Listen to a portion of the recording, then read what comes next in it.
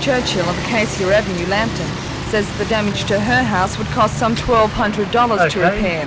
And she says even if the house were repaired, it would probably go back to its current state within 6 months. She claims her yard is a quagmire after rain, and she has received very little satisfaction from the authorities about the damage that has been caused.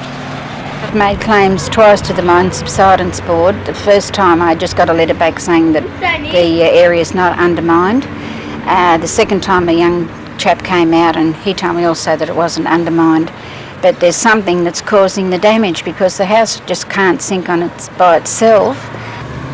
Water supply engineer for the Hunter District Water Board, Mr Mike Day, says the board is investigating the compensation claims. Any claim would have to be investigated in the normal way, and if the board finds that perhaps we are liable, then we would probably meet some cost, but not necessarily.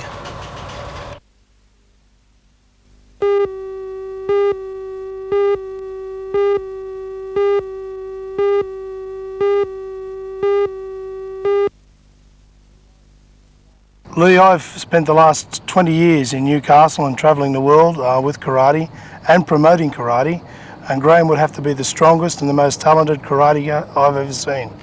It's going to increase the numbers in your sport and obviously the ability of those under his control, isn't it? Well, Rembukan Lee has always been a select karate group. We don't participate in competition karate, but Graham has a lot of new ideas, and we'll be inviting other styles in the Newcastle area to general training and training cinemas, and also we are preparing now an Australian Okinawan Goju-Ryu Rembukan team to compete in tournaments. Graham, welcome to Newcastle, but can you explain to us exactly the idea of the exercises that you are doing and the value they are? Well, the name of the kata that I did is called Sanshin. Sanshin means 3 battles. It's the battle of the mind, the body and the spirit. The heavy breathing is done to promote internal muscle strength. You'll probably know that in the old Chinese days you'd get a small guy who is very ultra strong. Now, through constant repetition of this kata every day, and I mean every day, 7 days a week, this can promote the inner strength, which we call normal strength, as opposed to what a weightlifter would do with barbells. The breathing is different in the way that we take the breath through the nose. It's supposed to go around the head, down the back, and curl up into a ball in the stomach. Now, my teacher has been practicing this Sanshin kata for 25 years, and a couple of years ago he came into the dojo. The dojo is the training school, and he said, "I've got it." And after 25 years, it just recently felt this curling of the breathing down the back of the back. Every person needs to get some kind of aggression out, and I think to study the martial arts brings your mind and body onto a par together. A run from Brisbane to Newcastle to bring publicity to your particular form of martial arts would be possible, and you would run it in those shoes. Would that be possible for a fellow like yourself that's done this training? Well, ability is only limited by lack of imagination, and I think I can do it in my mind, so my body goes along with the mind.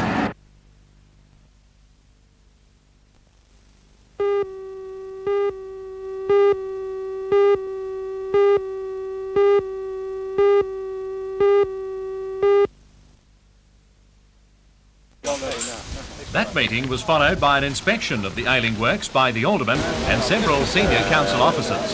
They were met there by a delegation of Meatworkers who wished to impress upon the Alderman their need for work. Spokesman for the men, Murray Bennett, says he resents the idea of the Meatworkers being thrown out of a job to allow the Waratara State development to go ahead. Bennett will accompany Plains Council Secretary Peter Barrick to Brisbane tomorrow to ask the Employment Corporation for time to build the new works.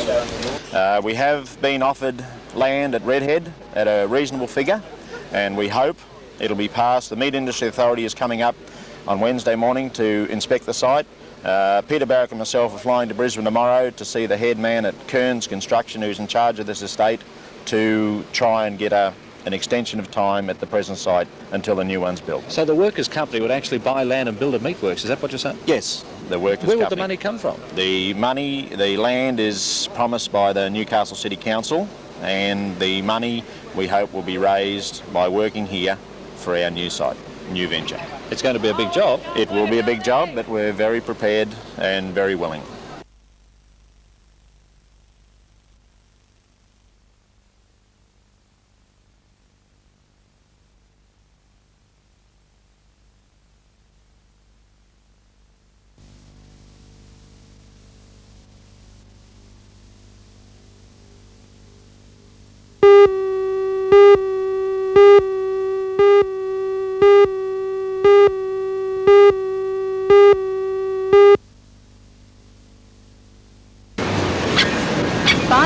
officers stationed at Hamilton headquarters underwent the 4-week course at the Health Commission's Rescue Training School in Sydney.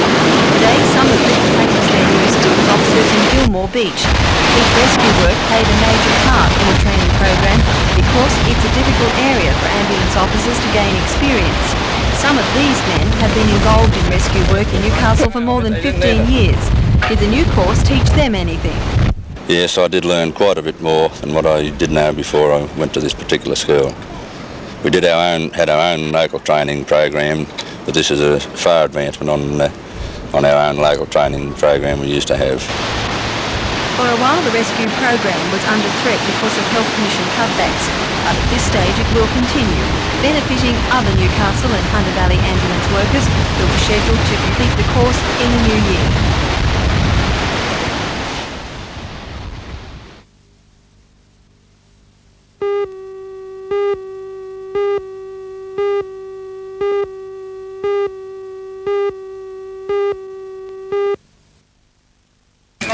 Fortunately for Hunter Vineyards, this is normally a very quiet time, but in Hungerford Hill today there was certainly no shortage of visitors. The Hungerford Hill complex does have the advantage of offering more than wine tastings, proving perhaps that the wine-growing area can have an appeal beyond wine itself. At most vineyards, staff report that since the introduction of random breath testing, there has been more caution amongst those tasting wine.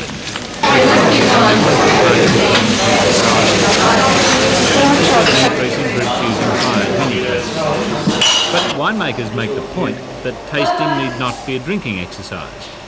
The public simply needs to learn how to spit. For wine buffs, that's the accepted way to taste, but do you think there'll be a problem in educating the public at large to taste wine that way when they've been told it's not polite to spit? I don't feel so, Jim. Probably the time has come when we should try and do something towards educating the public in this way. The tasting of wine is actually threefold in terms of its enjoyment. The colour of the wine, of course, the nose of the wine, and the actual palate. And if you're going to taste a range of wines with a view towards improving your cellar, then naturally, if you're going to try and swallow them all, then you're going to have some problem. So really the best way is to taste a small amount of the wine, make sure you get a decent mouthful of it naturally, but then remove what you don't wish to swallow.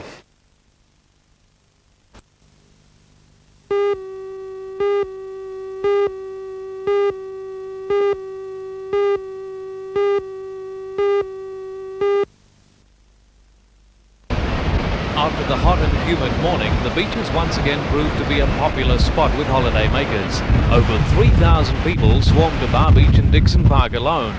Swimming was safe, with lifesavers reporting a few blue bottle stings as the only casualties. We'll be trained this afternoon to learn from the hardy board riders and a lone sailboat rider who braved the beach conditions.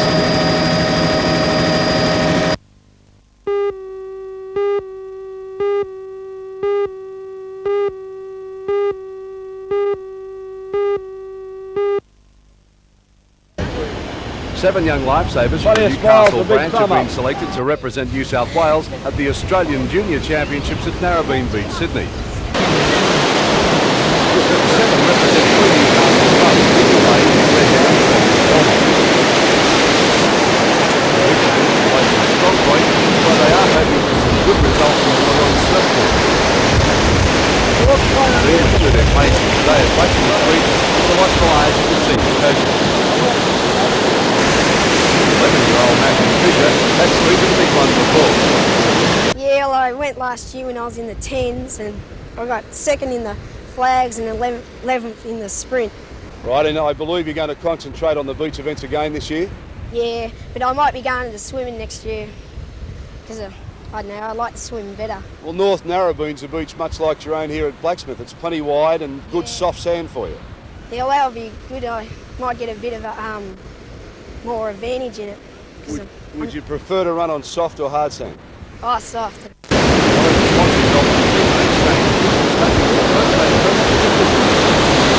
your birthday tomorrow? Yeah, tomorrow will be 11.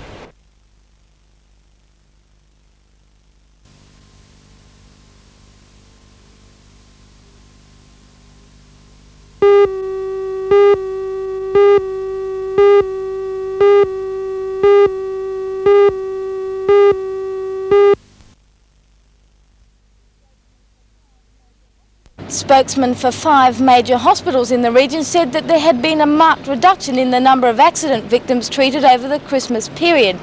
At some hospitals, less than half the number of victims were admitted than for the same period last year. In addition, many hospital spokesmen said that the injuries that were treated were comparatively less severe. Last Christmas, the casualty department at the Royal Newcastle Hospital received victims from 18 road accidents.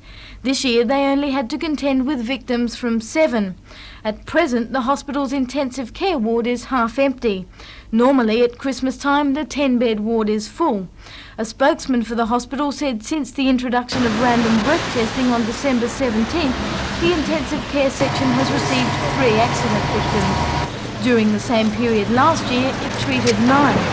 According to the spokesman, however, the reduction can't be tied to random testing. He said a conclusion cannot be drawn from a quiet 4 or 5 days. Spokesmen at the Mater, Wallsend, Tari and Gosford hospitals also reported a drop in the number of Christmas accident victims. One doctor at Gosford Hospital described the reduction as incredible.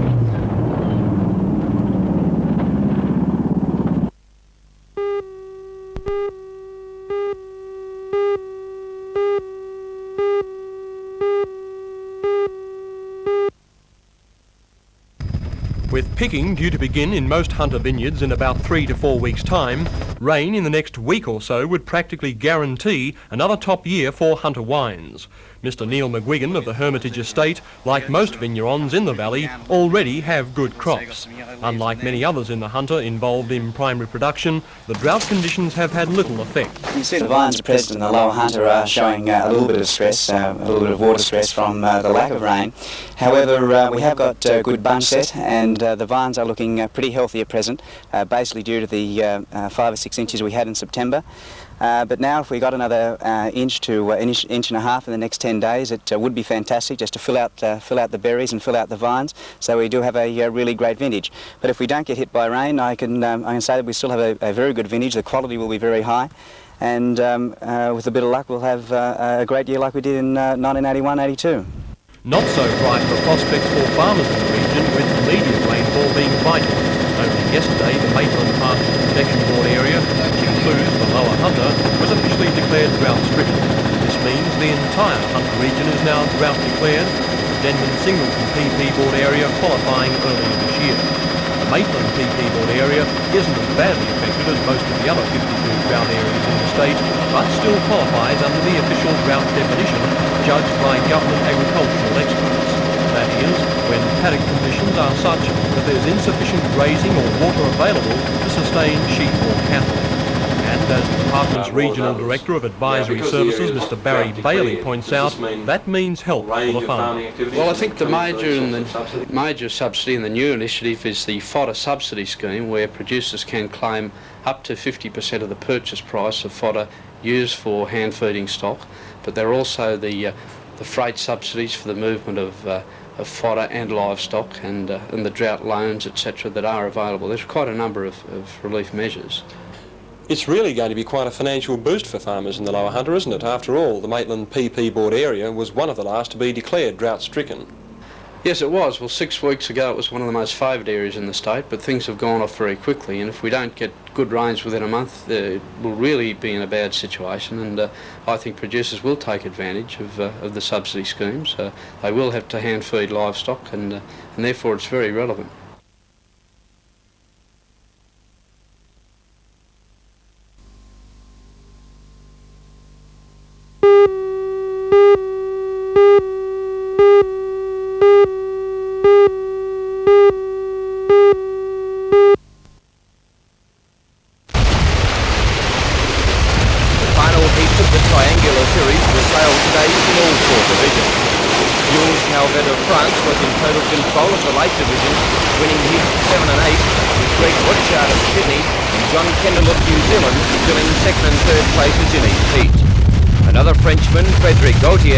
Dominated the medium lights with wins in heats 7 and 8, with Greg Hyde from Sydney filling second place in each heat. In the medium heavies, Brad Hales from Kalgoorlie and Bobby Wilmot had a tremendous tussle all day and shared the honours with a win each.